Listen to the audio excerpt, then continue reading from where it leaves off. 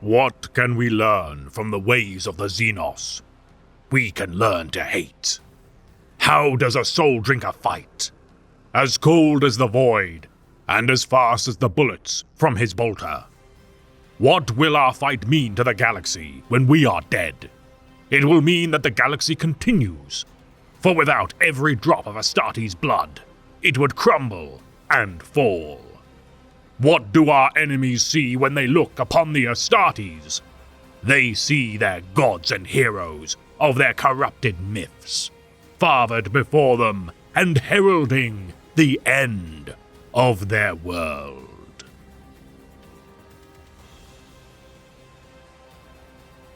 The Soul Drinkers are a successor chapter of unknown origin and conflicting loyalties.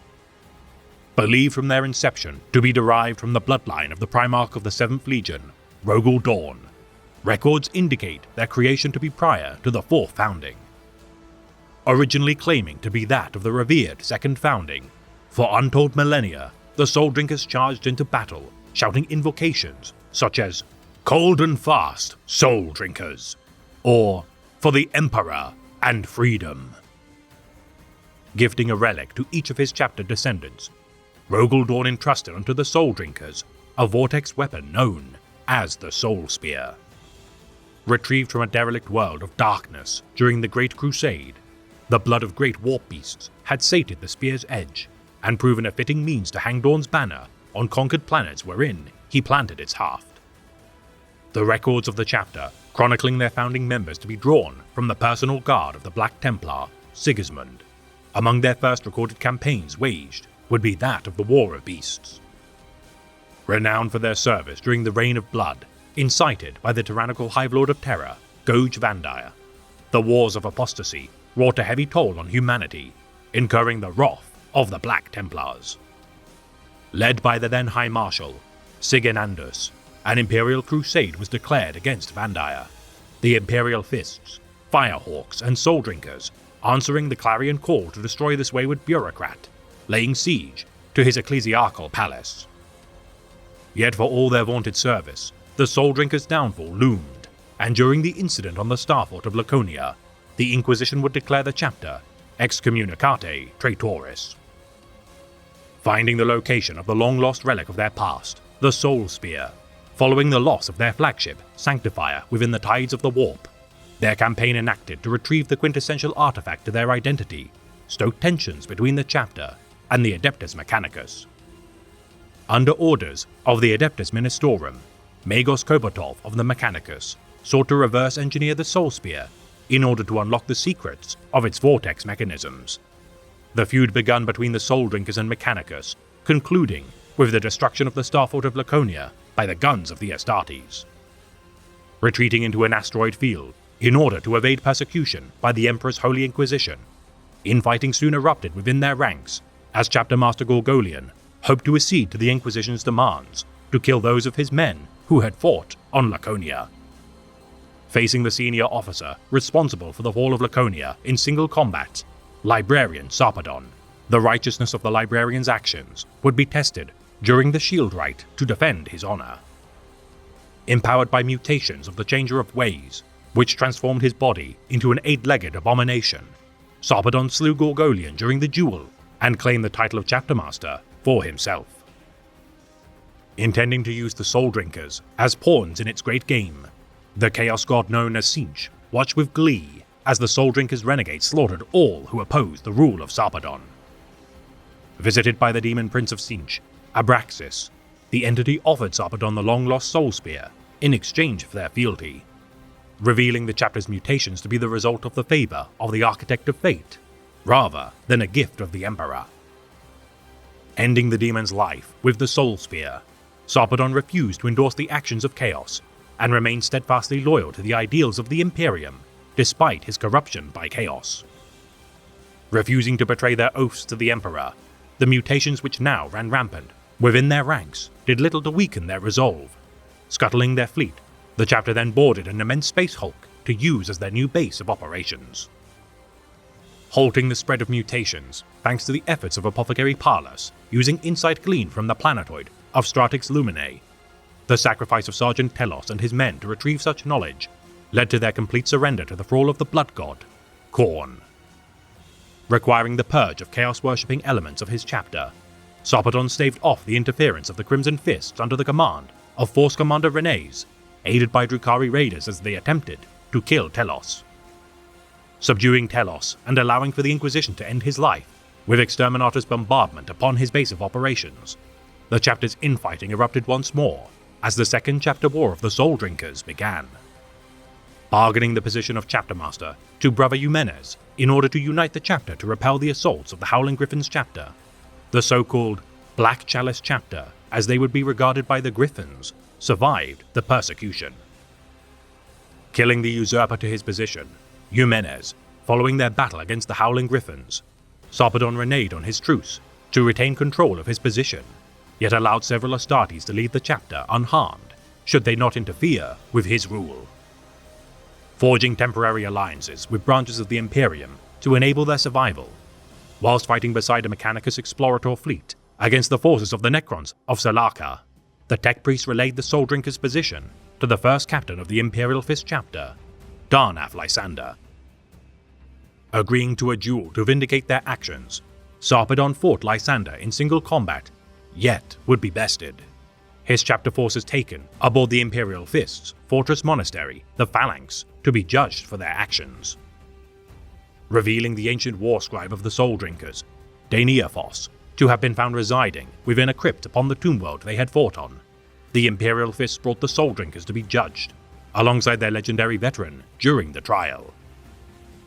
Presided over by members of the Crimson Fists, Howling Griffins, Iron Knights, Death Eagles, Silver Skulls, Angel Sanguine, Tech Priests of Mars, Inquisitorial representatives, and even Sisters of the Adeptus Sororitas, the trial of the Blood Drinkers began with Chapter Master of the Imperial Fists, Vladimir Pugh, acting as Justice Lord of the court.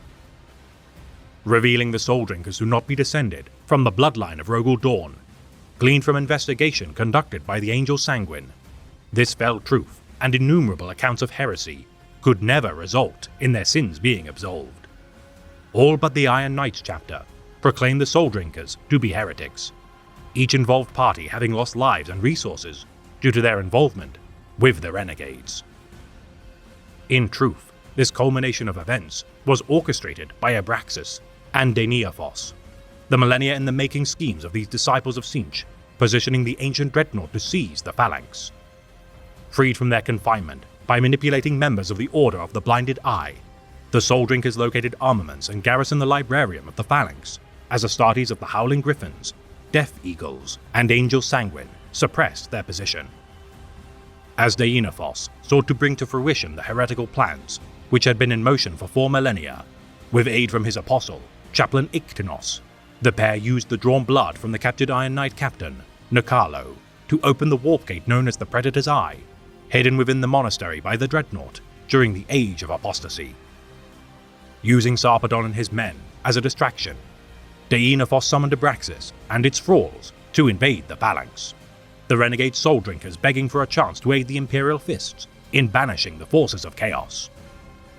United by a common foe, the Imperial Fists agreed to the request of the Soul Drinker captain, Luco, to join forces, fighting by their side as Chapter Master Sarpedon confronted and killed his duplicitous chaplain, Iktinos. Refusing to be a pawn in Daniaphos's grand scheme to rule the galaxy, Sarpedon fought the Dreadnought in single combat and carved his body from his sarcophagus using the Soul Spear's twin blades. Banishing the demonic forces from the Phalanx, the sacrifice of the Soul Drinkers had resulted in all of their number dying, save for 2 lonesome Astartes, Captain Luco and Sergeant Gravis, both escaping through the closing portal of the Predator's Eye. Presenting the remains of Daniaphos to Vladimir Pugh, Chapter Master Sarpedon followed his last remaining men into the warp, never to be seen again. Declared extinct as a chapter, no records of the deeds of the Soul Drinkers would be permitted to remain etched within the annals of the Imperium's history, their sacrifice honored by the Imperial Fists as righteous kinsmen in the end. Reconstituted during the era Indomitus due to the efforts of Belisarius Cawl, the Soul Drinkers revived their stature within the Imperium as members of the Ultima Founding, thanks to the insistence of the Imperial Fists to restore them to active duty. Adopting the heraldry of the chapter, whose records by now had been completely redacted by Imperial authorities, the Primaris Soul Drinkers embarked upon the stars to forge deeds anew. Ignorant of their ties to the history of their forebears, the Primaris Soul Drinkers earned many glories thanks to their service made during the Keprian Reclamation. However, with continued use of unorthodox tactics, the Reborn chapter once more drew scrutiny from the Emperor's Holy Inquisition, leading to their discovery of their ignoble forebears. Burdened with heresy, which etched a deep existential crisis within their very nature, the Soul Drinkers, though fighting with redoubled zeal and determination, regardless, fall short of removing such a stain from their honor. Masters of shock assaults, alike to the sons of Sanguinius, the Blood Angels, their mistaken belief as scions of the Praetorian has also influenced their battle doctrine to specialize in naval boarding actions and drop pod assaults. The original chapter, known to have required every battle brother to carry into battle a tome written by their hero of legend, Deinophos. The teachings of this war sage would be known as the Catechisms Martial, and prove invaluable. Peculiarly for a Space Marine chapter, though the Soul Drinkers do utilize scouts, they are not appointed as a means to train green recruits, preferring instead to assign aspirants to veteran battle brothers to learn from example. Their omophagia organ mutated to absorb the memories of sentience which the Soul Drinkers consume. Their ritual, known as the Ceremony of the Chalice, allows their battle brothers to see into their prey's very souls by experiencing even their emotional experience. Their mysterious past, alluding to their ties to the lost 2nd or 11th Legion, the scant records of the Imperial Fists assimilating such Astartes into the fold during the Great Crusade, alongside the Ultramarines, may bear some credence to such a claim. Clad in purple ceramite, adorned with bone-white iconography, gold pauldron trim and chest aquillas, these ornate Astartes, though bereft of the lineage they so cherished, continue to fight in the colors they bled to uphold. The symbol of their chapter, a golden chalice spewing 5 spirals of soul energy, centered on a golden laurel wreath on a field of purple, epitomizes their arcane yet noble bearing. Burdened with the insight of their former chapter's manipulations into serving the whims of chaos, perhaps the Soul Drinkers shall with time galvanize their duty to serve the Imperium. For each who falls in the name of the Emperor believes they shall rise again to fight at the side of Rogel Dawn in the final battle to save humanity.